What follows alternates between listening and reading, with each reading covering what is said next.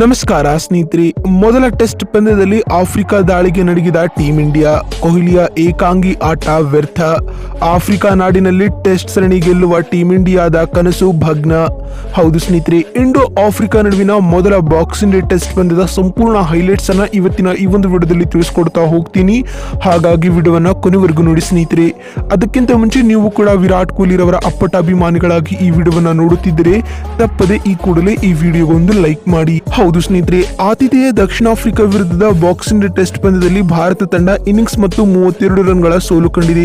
ಎರಡನೇ ಇನ್ನಿಂಗ್ಸ್ ನಲ್ಲಿ ಅನುಭವಿ ಬ್ಯಾಟ್ಸ್ಮನ್ ವಿರಾಟ್ ಕೊಹ್ಲಿ ರವರು 76 ರನ್ ಹಾಗೂ ಶುಭ್ಮನ್ ಗಿಲ್ ರವರ 26 ರನ್ ಹೊರತಾಗಿ ಉಳಿದ ಯಾವ ಬ್ಯಾಟ್ಸ್ಮನ್ ಗಳು ಕೂಡ ಎರಡಂಕಿ ಮೊತ್ತ ಬಾರಿಸಿಲ್ಲ. ಬೌಲಿಂಗ್ ನಲ್ಲಿ ಗಮನ ಸೆಳೆದ ಬರ್ಜರ್ ರವರು 33 ರನ್ಗೆ 4 ವಿಕೆಟ್ ಉರುಳಿಸಿದರೆ ಮಾರ್ಕೋ ಯಾನ್ಸನ್ ರವರು 36 ರನ್ಗೆ 3 ವಿಕೆಟ್ ಉರುಳಿಸಿದರು. ಇದರೊಂದಿಗೆ ಭಾರತ ತಂಡ ಸೇನಾ ದೇಶಗಳಲ್ಲಿ ಆಡಿದ ಕಳೆದ 5 ಟೆಸ್ಟ್ ಪಂದ್ಯಗಳಲ್ಲಿಯೂ 5ರಲ್ಲಿಯೂ ಸೋಲು ಕಂಡಿದೆ. 2022ರಲ್ಲಿ ಜೋಹಾನ್ಸ್ಬರ್ಗ್ ನಲ್ಲಿ ನಡೆದ ಮೊದಲ ಪಂದ್ಯದಲ್ಲಿ ಸೋಲು ಕಂಡಿದ್ದ ಭಾರತ ಆ ಬಳಿಕ ಕೇಪ್ ಟೌನ್, ಬರ್ಮಿಂಗ್ಹ್ಯಾಮ್ ಹಾಗೂ ಓವಲ್ಗಳಲ್ಲಿ ನಡೆದಿದ್ದ ಪಂದ್ಯಗಳಲ್ಲಿಯೂ ಸೋಲು ಕಂಡಿತು. ಇನ್ನು ಪಂದ್ಯದ ವಿಚಾರವಾಗಿ ಮಾತನಾಡ್ತಾ ಬರುವುದಾದರೆ, ಮೊದಲ ಇನ್ನಿಂಗ್ಸ್ ನಲ್ಲಿ ಭಾರತದ 245 ರನ್ಗೆ ಪ್ರತಿಯಾಗಿ ದಕ್ಷಿಣ ಆಫ್ರಿಕಾ ತಂಡವು ತನ್ನ ಮೊದಲ ಇನ್ನಿಂಗ್ಸ್ ನಲ್ಲಿ 408 ರನ್ಗೆ ಆಲ್ಔಟ್ ಆಯಿತು. 163 ರನ್ಗಳ ಹಿನ್ನಡೆಯೊಂದಿಗೆ ಎರಡನೇ ಇನ್ನಿಂಗ್ಸ್ ಅನ್ನ ಆಡಿದ ಭಾರತ ತಂಡ 34 ಓವರ್ಗಳಲ್ಲಿ ಕೇವಲ 131 ರನ್ಗೆ ಆಲ್ಔಟ್ ಆಯಿತು. ಇದರೊಂದಿಗೆ ದಕ್ಷಿಣ ಆಫ್ರಿಕಾ ತಂಡವು 2 ಪಂದ್ಯಗಳ ಟೆಸ್ಟ್ ಸರಣಿಯಲ್ಲಿ 1-0 ಮುನ್ನಡೆಯನ್ನ ಪಡೆದುಕೊಂಡಿದೆ. ಇದಕ್ಕೂ ಮುನ್ನ ಡೀನ್ ಎಲ್ಗರ್ ಅವರು ಟೆಸ್ಟ್ ಕ್ರಿಕೆಟ್ ನಲ್ಲಿ ತಮ್ಮ ಎರಡನೇ ಗರಿಷ್ಠ ಸ್ಕೋರ್ ಆದ 185 ರನ್ ಬಾರಿಸಿದರೆ ಮಾರ್ಕೋ ಯಾನ್ಸನ್ ರವರು ಅಜೇಯ 84 ರನ್ಗಳೊಂದಿಗೆ ಟೆಸ್ಟ್ ಮಾದರಿಯಲ್ಲಿ ತಮ್ಮ ಗರಿಷ್ಠ ರನ್ ಬಾರಿಸಿದರು. ಇದರೊಂದಿಗೆ 163 ರನ್ ಪಡೆದುಕೊಂಡಿದ್ದ ಆಫ್ರಿಕಾ ತಂಡಕ್ಕೆ ಭಾರತವನ್ನ ಸೋಲಿಸಲು ಇಷ್ಟೇ ರನ್ಗಳು ಸಾಕಾದವು.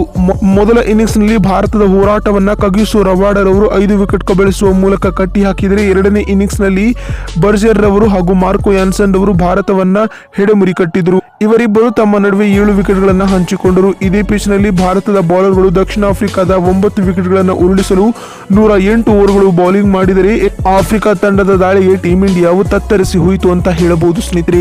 ಒಟ್ಟಿನಲ್ಲಿ ಆಫ್ರಿಕಾ ನಾಡಿನಲ್ಲಿ ಟೆಸ್ಟ್ ಸರಣಿಯನ್ನ ಗೆಲ್ಲುವ ಹುಮ್ಮಸ್ಸಿನಲ್ಲಿದ್ದ ಟೀಂ ಇಂಡಿಯಾಗೆ ಇದೀಗ ಭಾರಿ ಮುಖಭಂಗವಾಗಿದೆ ಅಂತ ಹೇಳಬಹುದು. ಇನ್ನು ಎರಡನೇ ಟೆಸ್ಟ್ ಪಂದ್ಯದಲ್ಲಾದರೂ ಕಂಬ್ಯಾಕ್ ಮಾಡಲಿದೆಯಾ ಅಥವಾ ಇಲ್ಲವಾ ಅನ್ನೋದನ್ನ ಕಾದು ನೋಡೋಣ. ಬಂಧುಗಳೇ, ನಿಮ್ಗೆ ಅನಿಸುತ್ತೆ ಇಂಡೋ ಆಫ್ರಿಕಾ ನಡುವಿನ ಎರಡನೇ ಟೆಸ್ಟ್ ಪಂದ್ಯವನ್ನಾದರೂ ಟೀಂ ಇಂಡಿಯಾ ಗೆಲ್ಲಬಹುದಾ ಅಥವಾ ಇಲ್ಲವಾ ಅನ್ನುವ ನಿಮ್ಮ ಅನಿಸಿಕೆ ಮತ್ತು ಅಭಿಪ್ರಾಯಗಳನ್ನ ಕಮೆಂಟ್ ಮಾಡುವ ಮೂಲಕ ತಪ್ಪದೆ ತಿಳಿಸಿ. ವಿಡಿಯೋವನ್ನ ಇಲ್ಲಿವರೆಗೂ ನೋಡಿದ್ದಕ್ಕಾಗಿ ಧನ್ಯವಾದಗಳು.